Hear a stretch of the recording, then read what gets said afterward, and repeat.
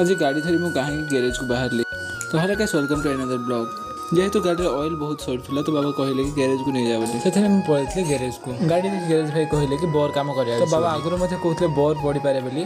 किंतु डाउट थे कहीं 6 मास हम आउ गोटे बोर पकई से गाड़ी वाले गाड़ी पूरा खोली दे कहला गोटे बोर आनिक दियो बोली तो से सब सामान गोटे लिस्ट बाबा को देला तो बाबा जाके सब सामान गोटे किनिक आनिले खाली बोर्डटा 300 टका पड़ा और बाकी सब 2000 टका सामान किणाला